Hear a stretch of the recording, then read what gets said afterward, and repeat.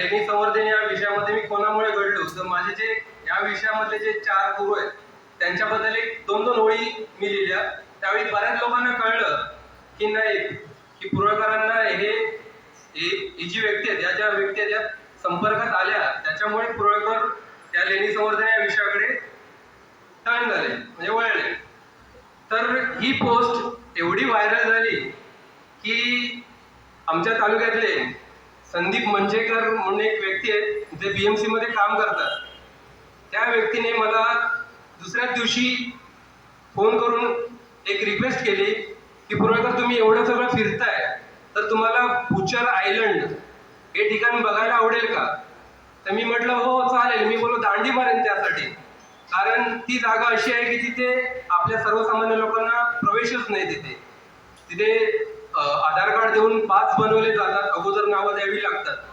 मग अशा ठिकाणी जर मला जायला मिळत असेल तर मी दांडी मारून येईन. तर मला काय कार्यक्रम काय तिकडे? तर बोलतो नाही, आमच्या एका मित्राचा निवृत्त सत्कार आहे निवृत्ताचा, तर त्या सत्कारामध्ये आपण जायचंय. काही ठराविक लोकांना त्यांनी निमंत्रित केले, तर तुम्ही पण या, मी तुमचं नाव वगैरे देतो. आणि मी त्या दिवशी गेलो तिथे. गेल्याप्रमाणे जे निवृत्त, ज्यांचा सत्कार होता निवृत्तीचा, त्यांच्याबरोबर त्या मित्रांनी माझी ओळख करून दिली. बोलताना फक्त त्यांच्याशी ओळख करून दिली होती की हे पुरळकर लेणी संवाद चालवतात वगैरे वगैरे. तर जयभीम वगैरे झालं. तर मी त्यांना म्हटलं, सर तुम्हाला जसं रेल्वे तिकीटचा छंद आहे जमा करायचा, तसं मला लेण्या बघण्याचा छंद आहे आणि मी 4 वर्षामध्ये 58 लेण्या पाहिल्या. एवढंच फक्त मी त्यांना म्हटलं. तर त्यांनी फक्त शाबासकी दिली. 5 मिनिटांमध्ये मी त्यांना घारापुरी लेणी, त्याच्या समोरचा जो डोंगर जिथे आपले 3-4 स्तूप आहेत जे अजूनही प्रकाशात नाहीये, त्यांच्याबद्दल माहिती दिल्यानंतर जेवढे तिथे प्रमुख पाहुणे होते तेवढ्या सगळ्यांनी माझा कॉन्टॅक्ट नंबर घेऊन माझ्याशी दुसऱ्या दिवशी परत संवाद साधला आणि तुमच्याकडे जे काय असेल ते आम्हाला पाठवा, कारण तुम्ही ज्या कॉन्फिडन्सने सांगितलं ते बोलतो आम्ही इथे एवढी वर्ष ड्युटी केली, आम्हाला पण नाही माहिती की समोरच्या डोंगरात काय आणि काय नाही.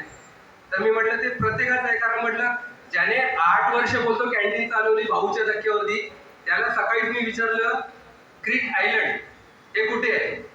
तर म्हटलं, तो बोलतो माहिती नाही. तर म्हटलं याला क्रिक आयलंड म्हणजे काय माहिती नसेल, म्हणून मी त्याला त्यांच्या तिकडच्या लँग्वेज मधले म्हटलं चिनार टेकडी ती कुठे आहे?